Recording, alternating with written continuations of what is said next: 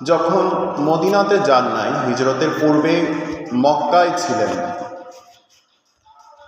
মক্কার এই জীবনে আমার নবীজির সবচেয়ে দুঃসময় যেটা, সবচেয়ে কঠিনতম সময় যেটা পার করেছেন, সেই বছরটির নাম ছিল আমুল হুজন বছর, অর্থাৎ দুঃখের বছর হিসাবে পরিচিত। কারণ আমার নবীজিকে যেই মহিষী নারী সব বিষয়ে সাপোর্ট দিতেন, সে মহিষী নারী আমাদের মা খাদিজাতুল কুবরা রাদিয়াল্লাহু তাআলা আনহা, তিনি ইন্তেকাল করেছিলেন। সাথে সাথে আমাদের নবীজির চাচাও ইন্তেকাল করেছেন। এর চাইতে সবচেয়ে বড় দুঃখের বিষয় ছিল এ তায়েববাসী আমার নবীজিকে এমনভাবে পাথর নিক্ষেপ করেছেন, ওনার জামা রক্তাক্ত হয়ে একদম অবস্থা খুবই জীর্ণশীর্ণ হয়ে গিয়েছিল। যে সময় হযরত জিবরাইল আমিন আলাইহিস সালাতু ওয়াস সালাম এসে আমাদের নবীজিকে বলছেন, ইয়া রাসূলুল্লাহ, আপনি একবার আল্লাহর কাছে দোয়া করেন, আমি পুরো এই তায়েবকে উল্টাই দিব। তখন আমার নবীজি বলছেন, জিবরাইল, আমি তো তাদেরকে বদদোয়া করতে আসিনি, আমি তো তাদের খারাপ চাইতে আসিনি, আমি আল্লাহর দরবারে তাদের জন্য দোয়া করছি, আল্লাহ তাআলা তাদেরকে যেন হিদায়াত দান করেন। সে সম্পর্কে আজকের আয়াতে কারিমা আল্লাহ তাআলা বলছেন, অর্থাৎ দুঃখের পর যে সুখ আসে এই বিষয় সম্পর্কে আল্লাহ তাআলা কি বলছেন দেখেন, সুবহানাল্লাযী আসরা বিআবদিহি লাইলাম মিনাল মাসজিদিল হারামি ইলাল মাসজিদিল আকসা আল্লাযী বারাকনা হাওলাহু লিনুরিয়াহু মিন আয়াতিনা ইন্নাহু ওয়াস-সামিউল বাসীর। আমার আল্লাহ বলছেন, সুবহানাল্লাযী, সুবহান আল্লাহ পুত পবিত্র, তিনি অনেক বড় সত্তা, যার সমকক্ষ আমার আল্লাহর সমকক্ষ কেউ নেই। আমার আল্লাহ বলছেন, এরপর আমার আল্লাহ বলছেন, যিনি স্বীয় বান্দা আসরা বিআবদিহি লাইলাম মিনাল মাসজিদিল হারামি ইলাল মাসজিদিল আকসা, যিনি স্বীয় বিশেষ বান্দাকে লাইলাম রাতের কিছু অংশে ভ্রমণ করিয়েছিলেন। অর্থাৎ মেরাজ মানে আমার নবীজিকে পুরো রাত ভ্রমণ করিয়েছিলেন এমনটা নয়, আমার নবীজিকে রাতের কিছুটা অংশ লাইলাম দ্বারা বোঝাচ্ছে, কিছুটা অংশ আল্লাহ তাআলা আমার নবীজিকে ভ্রমণ করিয়েছিলেন। এরপর বলছেন, মিনাল মাসজিদিল হারামি ইলাল মাসজিদিল আকসা, মসজিদে হারাম থেকে মসজিদে আকসা পর্যন্ত আমার আল্লাহ তাআলা ভ্রমণ করান। এরপর বলছেন, আল্লাযী বারাকনা হাওলাহু, যার চারদিকে আমি পর্যাপ্ত পরিমাণ বরকত দান করেছিলাম। মিন আয়াতিনা ইন্নাহু ওয়াস-সামিউল বাসীর, যাতে আমি তাকে কুদরতের কিছু দেখিয়ে দিই। অর্থাৎ আমার নবীজিকে আল্লাহ তাআলা ভ্রমণ করানোর সময় পুরো আল্লাহ তাআলার যে বিশেষ স্পেশাল সৃষ্টি রয়েছে সে সব কিছু তিনি দেখিয়ে দেন। এরপর আল্লাহ বলছেন, নিশ্চয় তিনি পরম শ্রবণকারী। অর্থাৎ আমার আল্লাহ সবচেয়ে বেশি শ্রবণকারী। বান্দার সুখ দুঃখ, বান্দার আর্তনাদ, বান্দার চাওয়া পাওয়া সব কিছু আমার আল্লাহ সবচেয়ে বেশি শ্রবণকারী। আমরা যদি ধরেন দুনিয়ার কোনো একটা ব্যক্তির কাছে গিয়ে যদি বলি যে আমাকে এটা দেন, এরপর গিয়ে যদি বলে ওইটা দেন, এরপর গিয়ে যদি এটা দেন, উনি আর এটা শ্রবণ করবে না, উনি আর এটা শুনবে না, বিরক্ত বোধ করবে। কিন্তু আমার আল্লাহর কাছে আপনি যত চাইবেন, আমার আল্লাহ আপনার সমস্ত চাওয়াকে শুনবেন, আমার আল্লাহ আপনার সমস্ত চাওয়া শুনবেন এবং আল্লাহ তাআলা এক এক আপনার সকল চাওয়া পূরণও করে দেবেন।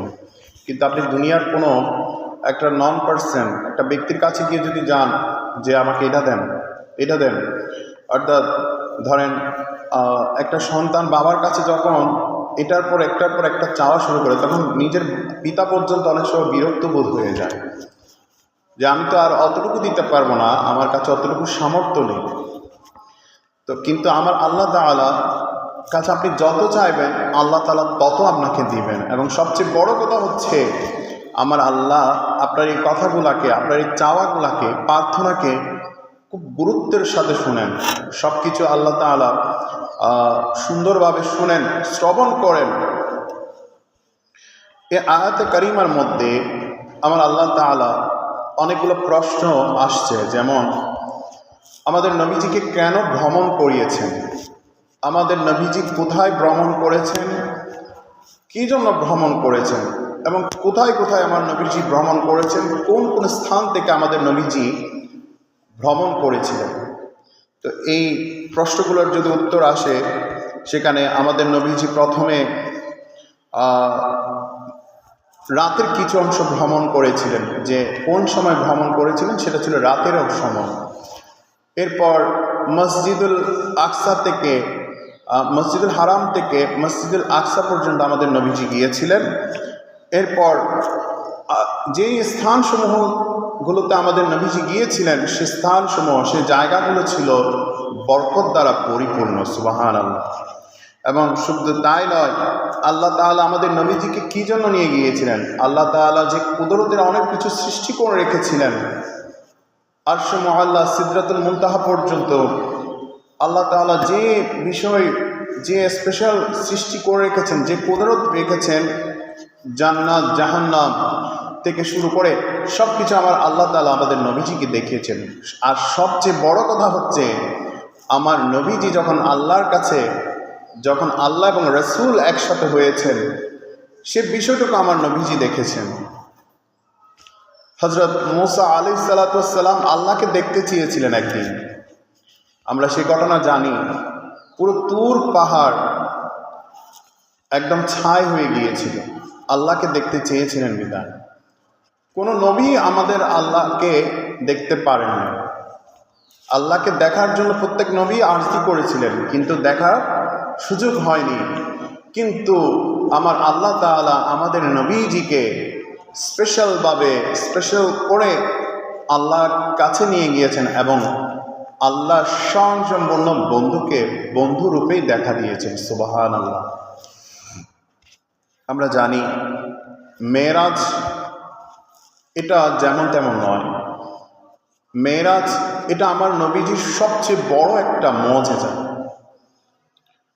যেটা আমরা জানি মসজিদুল হারাম থেকে মসজিদুল আকসা পর্যন্ত আমাদের রসুল পাক সাল্লাল্লাহু আলাইহি সাল্লাম ভ্রমণ করেছিলেন। এবং সপ্ত আসমান ভ্রমণকে বলা হয় মেরাজ, অর্থাৎ সপ্তম যে আসমান রয়েছে, প্রথম আসমান, দ্বিতীয় আসমান, তৃতীয় আসমান, এই ভ্রমণগুলাকেই বলা হচ্ছে মেরাজ। এবং আসমান থেকে কাবা কাউসাইন যে ভ্রমণ করেছিলেন সেটাকে বলা হয় এরাজ। সহিহ বুখারী শরীফের হাদিস 3608 নম্বর হাদিস, মালিক ইবনে সাদ রাদিয়াল্লাহু তাআলা আনহু থেকে বর্ণিত। তিনি বলছেন, আমার নবীজির কাছে জিবরাইল আমিন বোরাক নিয়ে আসলেন, জান্নাতি একটা বাহন নিয়ে আসলেন, যেটার অনেকগুলা নাম এসেছে।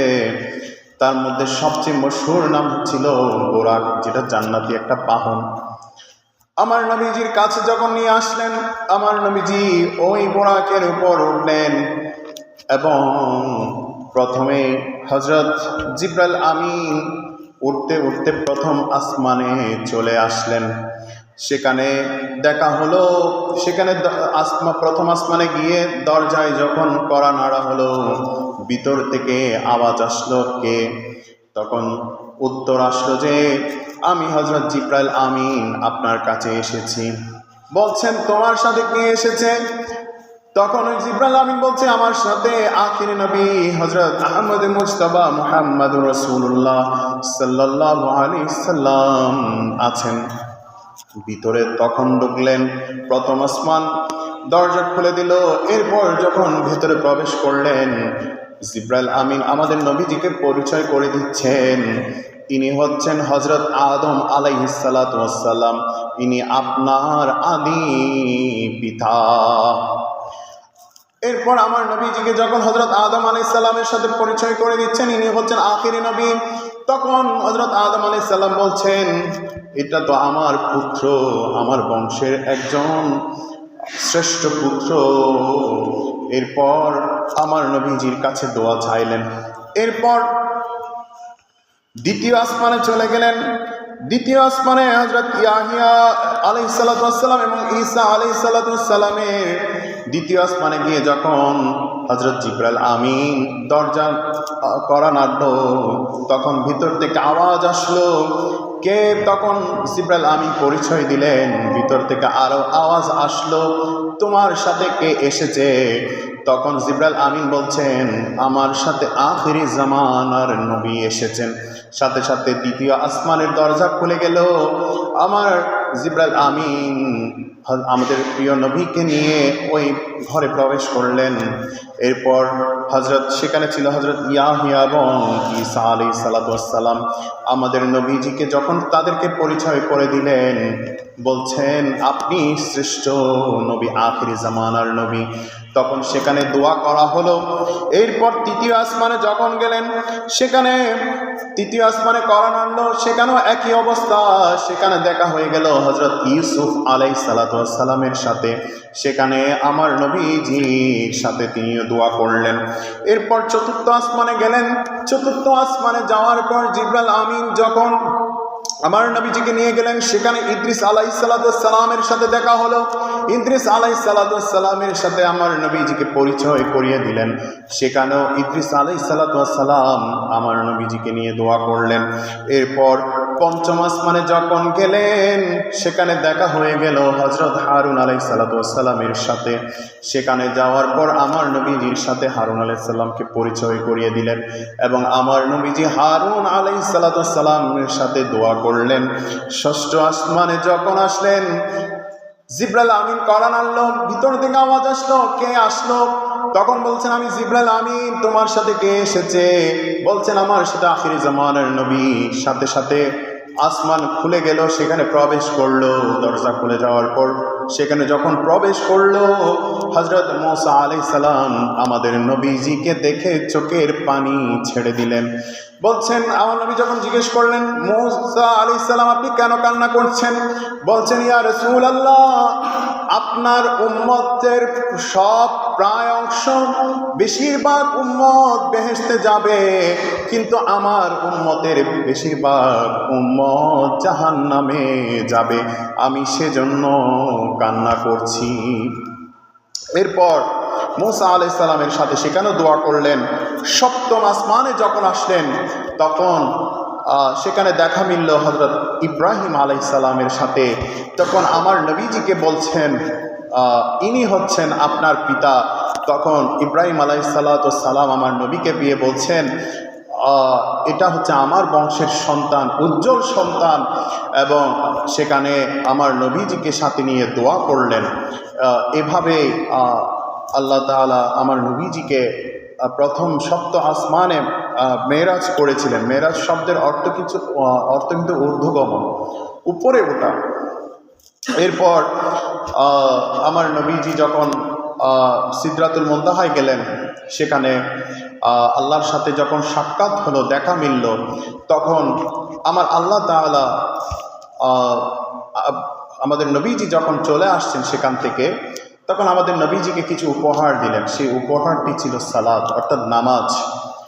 আমার নবীজিকে আল্লাহ তাআলা 50 ওয়াক্ত নামাজ উপহার দিলেন আমরা উম্মতদের জন্য।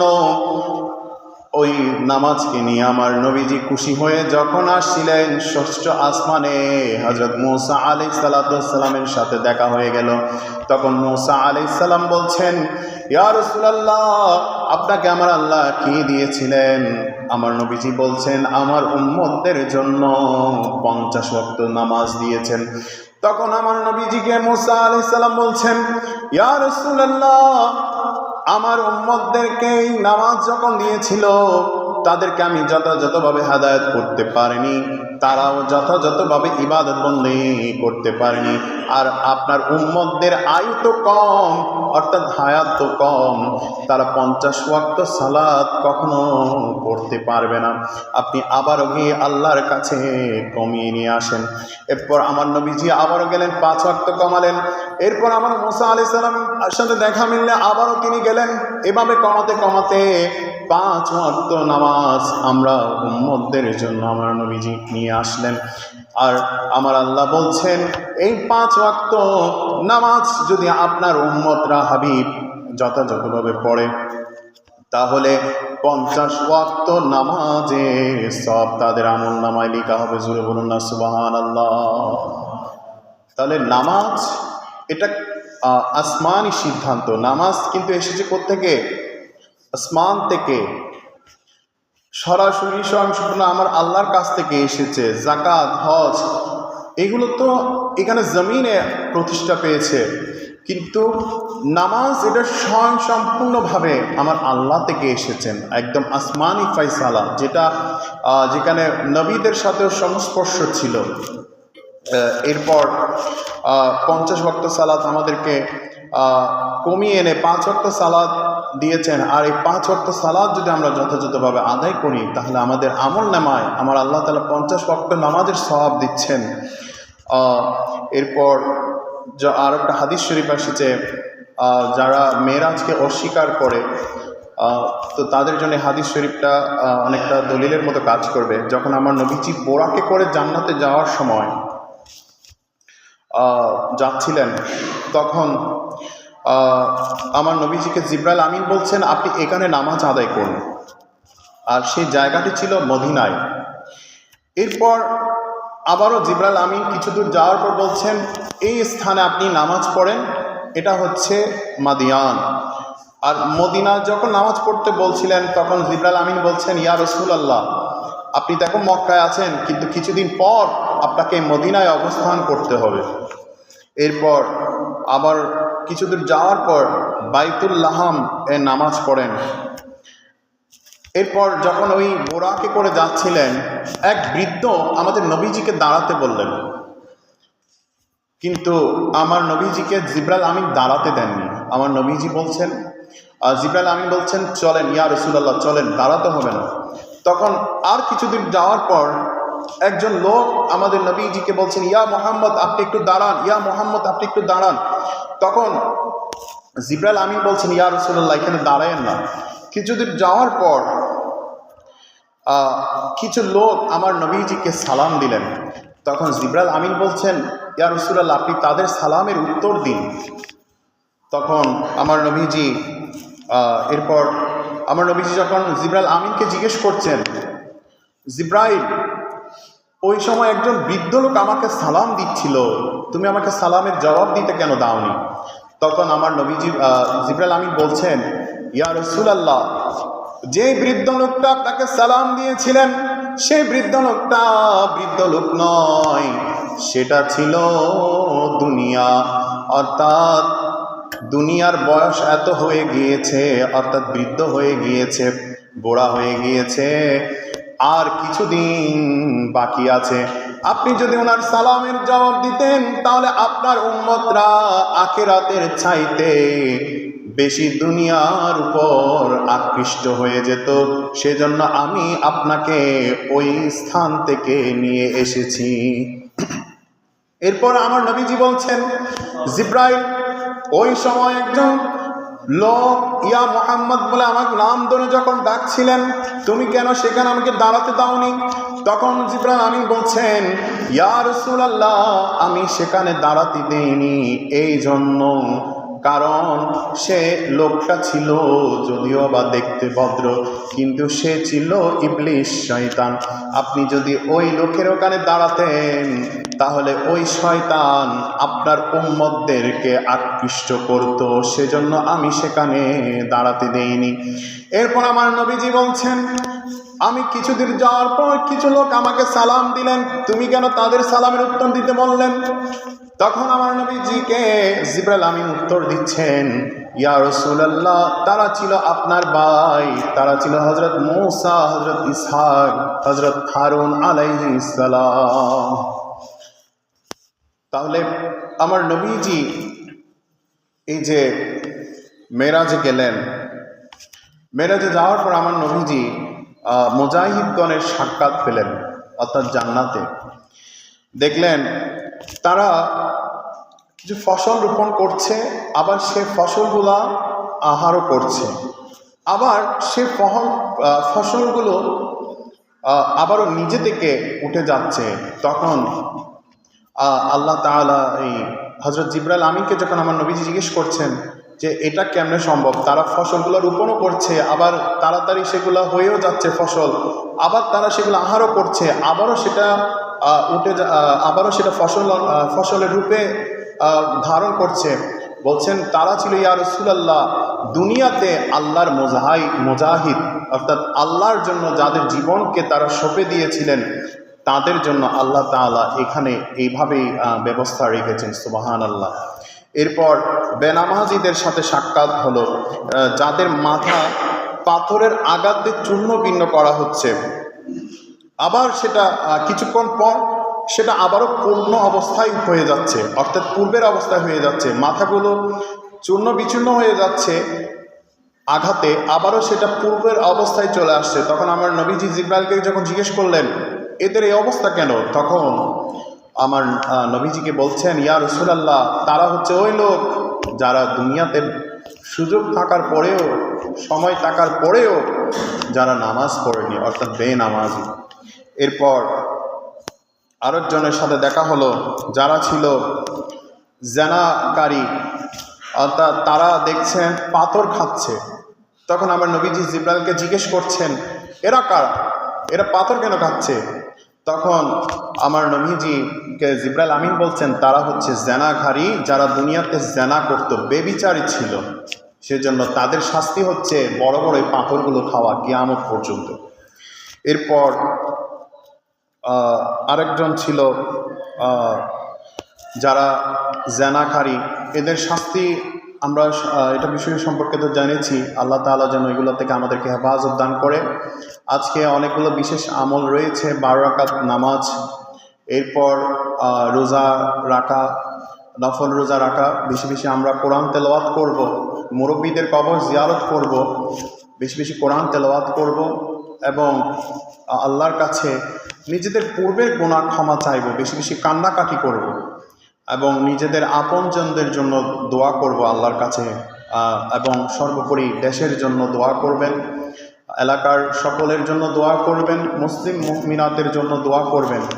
আল্লাহ তাআলা সকলের ইবাদত বন্দেগীকে কবুল করুক। ওয়া মা আলাইনা ইল্লাল বালাগ। আসসালামু আলাইকুম ওয়া রাহমাতুল্লাহ।